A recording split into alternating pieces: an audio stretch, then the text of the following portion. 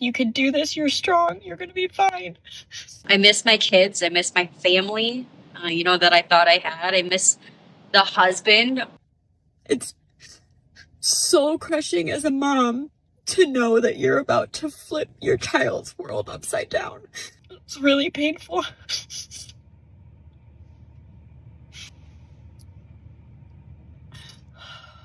Welcome back, everyone. Today, we're looking at the story of a 30-year-old woman who decided to end her marriage, believing her husband would do everything possible to stop her. Things didn't go the way she expected. As reality began to sink in, feelings of regret started to show. In this first clip, pay close attention because she reveals who influenced her decision to leave the marriage in the first place. I just went to court for the first time for this divorce. And that was brutal. I was not prepared for that feeling. And the craziest part is we're not even divorced. It was an emergency hearing to get our divorce reinstated because my ex answered the divorce too late, not within the time frame that he was supposed to. So our case got caught up in the system and dropped.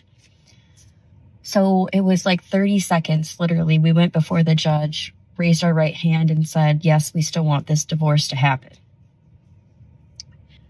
But I was not prepared for the level of emotion that I was going to feel.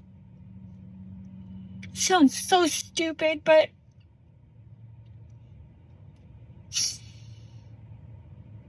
all I could picture was walking into that same court building,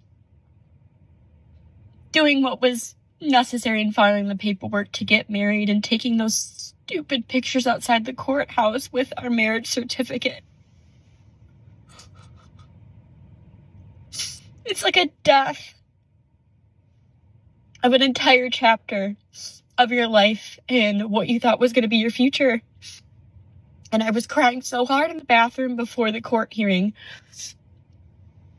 and having pep talks with myself like a toddler in front of the mirror. Like, you can do this, you're strong, you're going to be fine.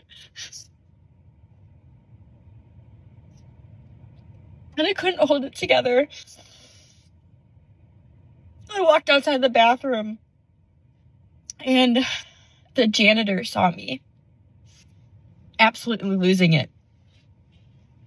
And bless that man, because I looked at him and I said, tell me something, anything good right now.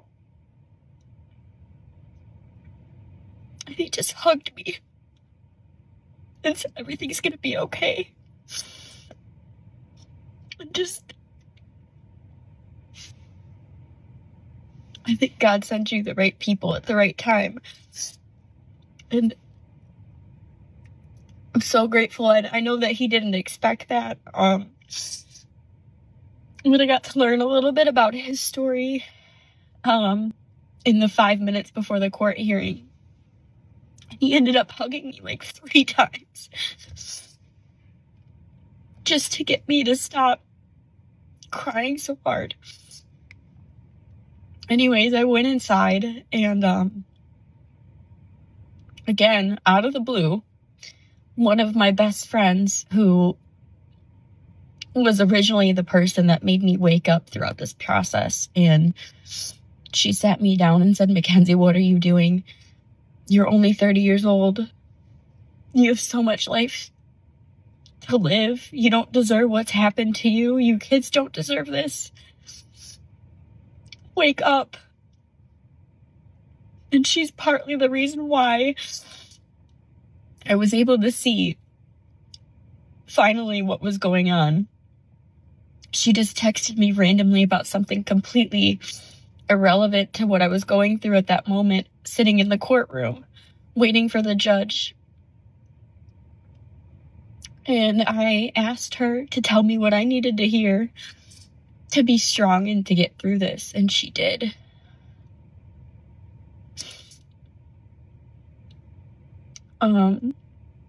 But yeah, that first court hearing where you physically walk in the doors to get a divorce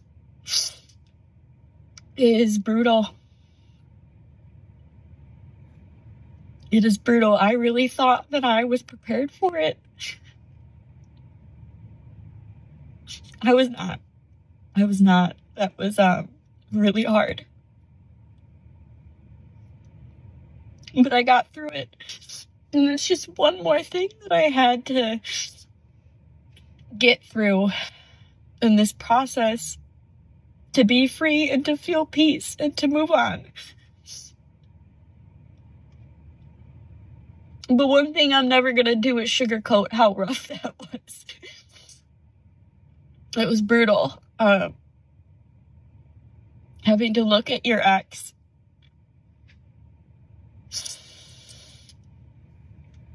who you once pictured a life with, who you have kids with,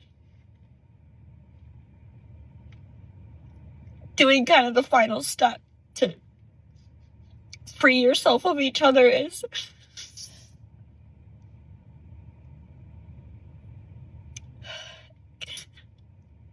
indescribable.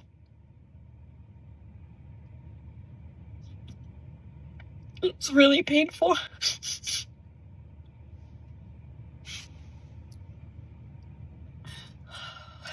Many people say that the advice we follow can have a huge impact on our lives. In her own words, she explained that a friend convinced her that her marriage was no longer right for her. It appears that this advice played a major role in her decision. Meanwhile, her husband made several attempts to repair the relationship when he noticed her becoming distant and less interested in the marriage. Despite his efforts, she rejected every attempt to work things out. Here's what happened next. So my soon-to-be ex-husband reached out to me today and asked me if we could have a talk about where I stand with our relationship. I don't know how to articulate that, like, this is my life without him, you know? Just peace, bliss. I'm good without him. All of my fears about the kids, the finances, the house, being able to take care of it all on my own, I feel like God has given me every situation and scenario lately to scare me, and it didn't. It strengthened me. He has given me so many opportunities to go back, you know, like for things that I didn't think that I could handle on my own. And I'm good. And now that I know my kids are going to be okay, I'm great. Like, I do not need him. And I don't know how to nicely articulate that I have never felt more at peace in the 6 years that we've been together than right now. Alone, despite having to deal with all of the other challenges that have come my way this past 2 weeks. I truly am at peace. And I will do anything and everything to protect my peace till the end of time. No man will even come close to bursting my peace bubble ever again. Ever. So, I'd love to hear how I can nicely articulate that to him, because I don't really have nice things to say. It's easy to notice the confidence and certainty in her attitude during this stage of the story. She seemed convinced that leaving the marriage would lead to something better. However, once her husband stopped arguing, accepted her decision, and moved forward with the divorce, the situation quickly changed. The reaction that followed was very different from what she had expected. I am still in complete disbelief that this is happening. I actually went as far as to text him this morning and tell him that I don't think that I have the strength to do this right now. And I need your confirmation that this is happening. And he told me that it is too late. And yes, he wants the divorce. And, you know, when someone betrays you like that, You want them to fight as hard as they possibly can. You want them to jump up out of bed and find you wherever you are and hug you and tell you that you're worth it. This family is worth it. And that they can't imagine a life without you. And you didn't do that.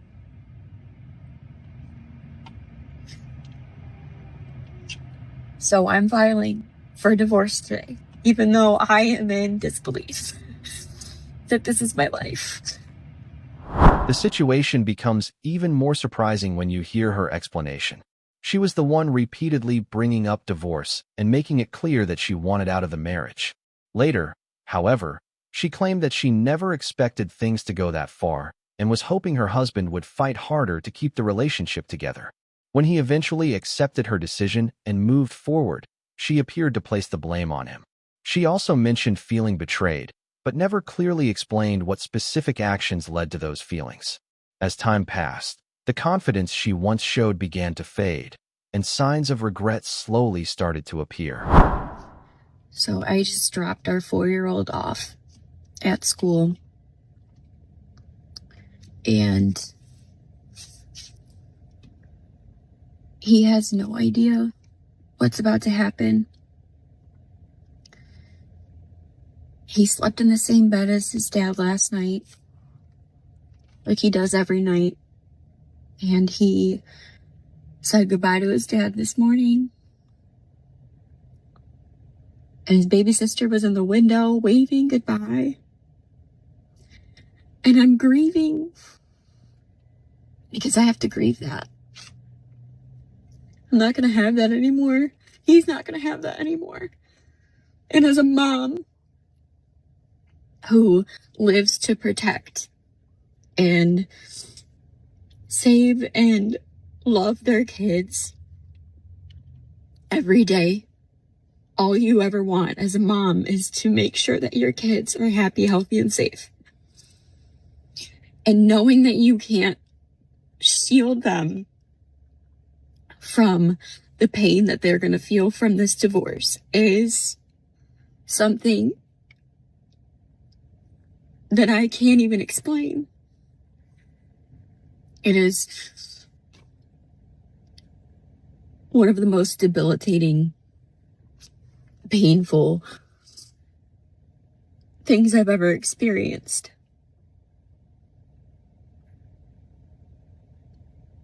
All I want to do is scoop him up and tell him everything's going to be okay. And even though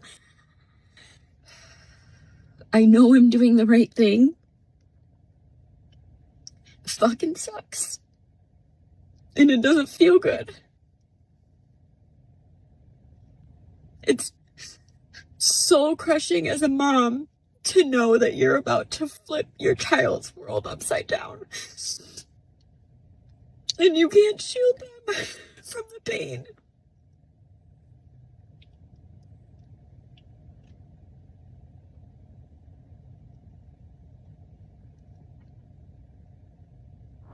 At this point, her emotions were impossible to hide. She spent a long time expressing her frustration and sadness, becoming overwhelmed by the reality of everything that had happened. Even while going about her day, the emotional weight of the situation seemed to stay with her. It was becoming clear that the consequences of her decision were starting to hit much harder than she expected. You know what'll kill you in the middle of a divorce?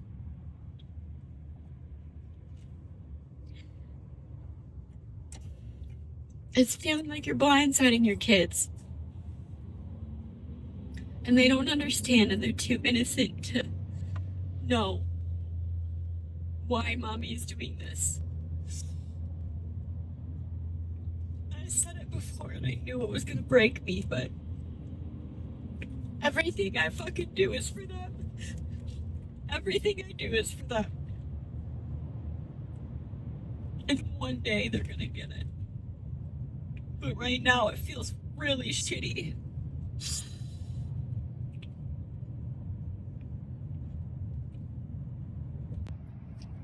that heartbreak as a mom of knowing that this is going to impact them and you can't shield them from it. You can't protect them. Even though you know you're doing the right thing for the long haul and for their future happiness and my future happiness and their dad's future happiness. It feels fucking soul crushing. Like your world just it just fucking sucks. It fucking sucks so bad. All I ever do is make sure that my kids are happy and safe, and I can't protect them from this hurt.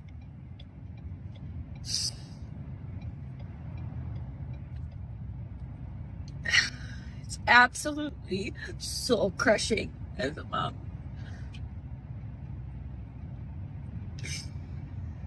Oh, why does this feel like I am grieving a death? It literally feels like my soul, my heart has been crushed. Can't explain it, but it's an actual physical reaction to the pain. And I know that the hurt I feel is for a reason. And I know what I'm doing is for the better long term. But why does it feel so shitty? One of the most emotional parts of the story is when she talks about the impact the divorce may have on the children. She expresses concern about the pain they could experience and admits feeling powerless to change the situation. Looking back, it appears that outside influences, including advice from friends and opinions from social media, may have played a role in her choices. Now that the marriage has ended and the dust is beginning to settle, she seems to be questioning whether she made the right decision.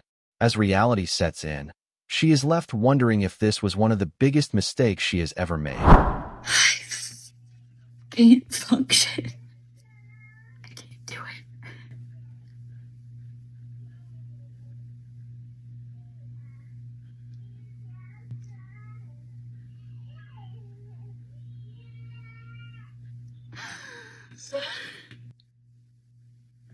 So I promised myself and you that I would be honest about this process. And honestly, I'm struggling. I think when you first make a decision, there's this rush of survival mode, and doing the hard things and making the calls, packing the bags, getting settled, and telling yourself you're doing the right thing. But now that the dust has settled a little bit, this self-doubt is creeping in. And I keep asking myself questions that I've been asking myself, which is, is this the hard that I want to choose? Because both roads are hard.